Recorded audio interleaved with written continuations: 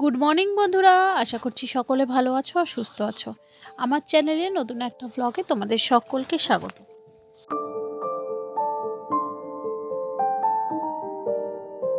এক কাপ চা আর তার সাথে পাঁপড় ভাজা নিয়ে বসে পড়েছি একটু রোদে। বারান্দার আমার এখানে খুব সুন্দর রোদ আসে, তো সকালবেলা এখানে বসে থাকি বেশ কিছুক্ষণ ধরে। মিষ্টিও পাঁপড় ভাজা খাচ্ছে আমার সাথে, আর দুষ্টু পাঁপড় নিয়ে ঘরের দিকে গেছে। সিজন চেঞ্জের এই সময়টা প্রত্যেকটা বাচ্চার ঠান্ডা লাগার সমস্যা থাকে। মিষ্টিরও ঠান্ডা লেগেছে, কাশি হচ্ছে প্রচণ্ড পরিমাণে। ঠান্ডা লাগলে তাও ভালো, তবে কাশিটা হলে খুব খারাপ। ভাত হয়ে গেছে, ভাত উপর দিয়ে দিয়েছি, ঘড়িতে এখন 10টা বাজে। পাড়ার কীর্তন শুরু হয়েছে, আর কালকে ওখানেই খাওয়া দাওয়া হয়েছে। আমি খাইনি, আমার জন্য খাবার নিয়ে এসেছিল, আমার আর দুষ্টুর জন্য।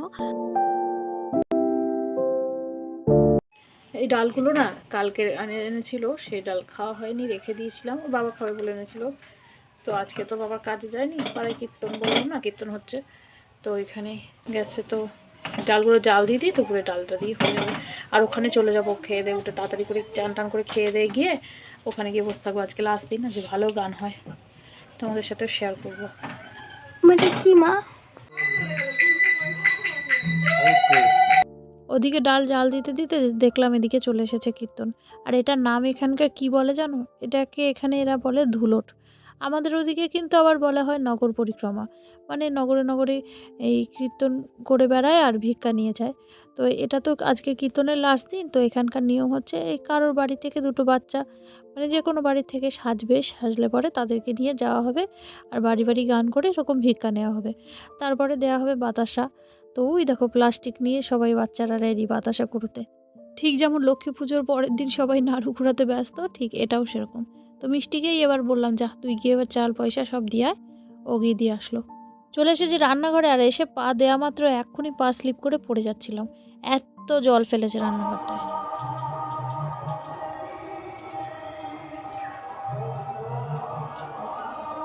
ঘড়িতে এখন 2:20। আমি একদম রেডি হয়ে গেছি যাওয়ার জন্য, আর ওদিকে গান শুরু হয়ে গেছে। তো যাবো তো অবশ্যই, তোমাদেরকেও সঙ্গে নিয়ে যাবো। দুষ্টু মিষ্টি দুজনেই চলে গেছে, তো মাথাটা আশ্রয় নিই, তারপর যাচ্ছি। আর তোমাদেরকে দেখাবো আমাদের এখানে কেমন করে ভোগারতি হয়। মানে ভোগে নিয়ে এক এক জায়গায় এক এক রকম, নবদ্বীপে একরকম হয়, এখানে একরকম হয়। দেখবে যাবো। ঘর দুয়ার হালটা কি করেছে দেখো, গোছানো হয়ে গেছে এক পস্তর, আবার এগুলো সব ফেলে ফেলে এক করেছে।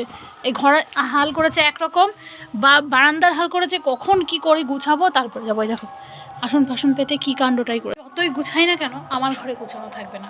দুটো ভাত খাবো, কেননা ওখানে রাত্রিবেলা খাওয়া দাওয়া, সন্ধ্যা থেকে ভোগ আরতি হবে, তারপরে খাওয়া দাওয়া। আমি এখন ভাত খাবো। আর এটা ফুলকপি আলু সোয়াবিন সব দিয়ে তরকারি। এই হচ্ছে তরকারি, ডাল আছে, চচ্চড়ি আছে। আমি ওইসব কিচ্ছু খাবো না, আমি এটা দিয়ে একটু খাবো। আর সাথে একটু চাটনি আছে আর পাঁপড় আছে। বেরিয়ে পড়েছি, যাচ্ছি। পয়সা টয়সা সব নিয়ে নিয়েছি।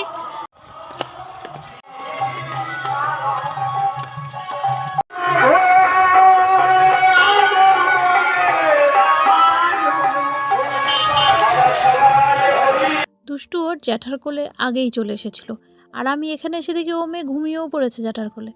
আর কি করি, এসে আবার ফিরে যাব, ওই জন্য কোলে নিয়ে বসেছি। আর মিষ্টির বাবা ওই দেখো ভোগ হবে এখানে, সব কিছু ভোগগুলো সব রেডি করছে। ওই চট দিয়ে ঘেরা, ওইদিকে ঠাকুর আছে।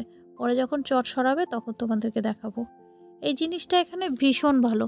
যতজন ভক্ত আছে, যারা যারা গান শুনতে আসে, প্রত্যেকের কপালে নানা তিলক এঁকে দেন।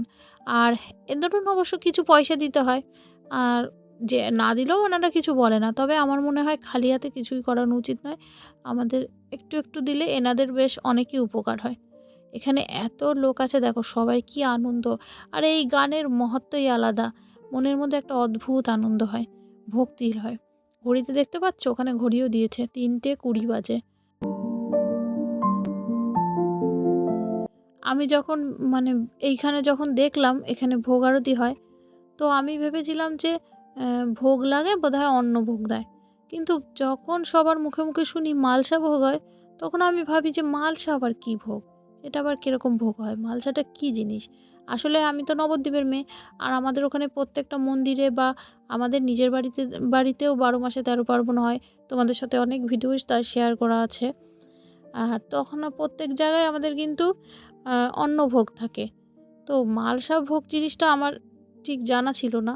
তো তো তারপরে দেখলাম যে মালসা মানে হচ্ছে চিড়ে, দই, মিষ্টি আর নানান ধরনের ফল, লুচি, মালপোয়া এইসব তো থাকেই। তো যাই হোক, এক এক জায়গায় হয়তো এক এক রকমের নিয়ম। এখানে ভীষণ সুন্দর গান হচ্ছে জানো, চলো আমিও শুনি, তোমাদেরকেও একটু শোনাই। ব্রহ্মাকে অভিশাপ দিলেন গোবিন্দমা, তোমার নরকলে জন্ম হবে, নর যন্ত্রণা ভোগ করতে হবে, আর যমন কুলে বাস মানে মুসলমান গৃহে তুমি পালিত হবে, মুসলমানের অন্ন খেয়ে তোমার দেহ প্রতিপালিত হবে। সেই গোবিন্দের অভিশাপে ব্রহ্মা কোথায় গেলেন? পূর্ববঙ্গে বাংলাদেশ বুরহন গ্রামে জন্মগ্রহণ করলেন হরিদাস রূপে। সেই হরিদাস মহাপ্রভুর এত বড় ভক্ত হয়ে একভাবে বাড়িতে আসলাম, মিষ্টি এলো, থাকতে চাইতে না, একটু বাড়িতে আসলাম, আবার এখন যাচ্ছি। দুষ্টু তো ঘুমিয়ে পড়েছে, বাবা রয়েছে, আমি যাচ্ছি। 4টে বেজে গেছে, মাথা ঝলমল করছে। আগে শীতকালে বেশি ওই 5টার সময় অন্ধকার হয়ে যাবে। আমি আরতিটা ভোগ আরতিটা দেখবো বলে বসে আছি। কি সুন্দর আলোটা। আচ্ছা বেশি ঠিক আছে না, যে যেখানে আছে ওখানে দাঁড়িয়ে দাঁড়িয়ে নাচ করবেন।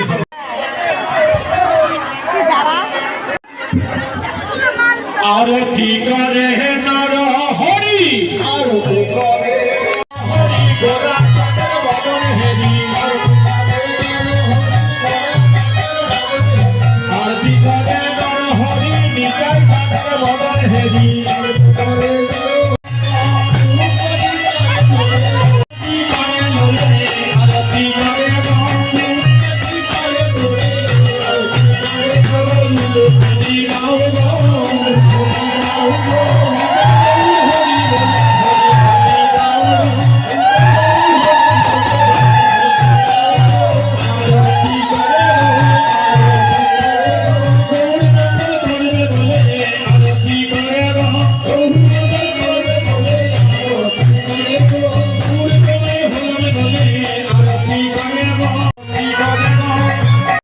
তোমাদেরকে বলেছিলাম যে যখন এই বস্তাটা সরানো হবে তখন তোমাদের সাথে শেয়ার করব কি কি মালসা এখানে হয়। দেখেছো কত মালসা এখানে হয়েছে।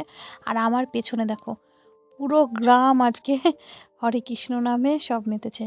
কি সুন্দর দেখো সবাই, কেন আমি বা বাদ যাই কেন, দেখো মানে এখানে দাঁড়ালে না অটোমেটিকই মনে আনন্দ আর ভক্তি চলে আসে। ভীষণ ভালো, গ্রামের পর গ্রাম লোক এখানে, জানো জায়গায় নেই দাঁড়ানোর। তো আমি আর মিষ্টিকে নিয়ে সামনে দাঁড়িয়ে রয়েছি। এইবার পাড়া হচ্ছে হরিলুটের।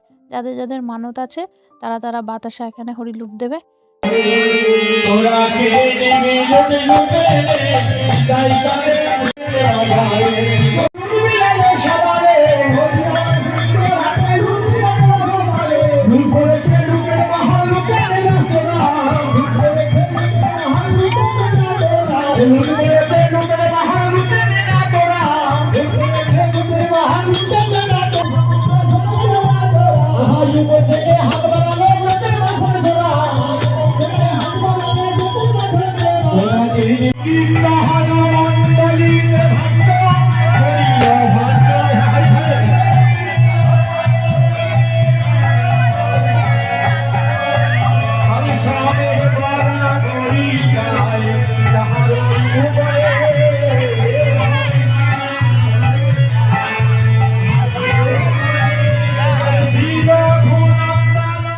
বাড়ি চলে এসেছি, প্রায় 6টার মতো বাজে। সন্ধে টন্ধে দেওয়ার ব্যাপার আছে, আর তারপরে দুষ্টুদের খিদে লেগে গেছে, ওদের খাবার করে দেবো, আর আমি একটু চা খাবো।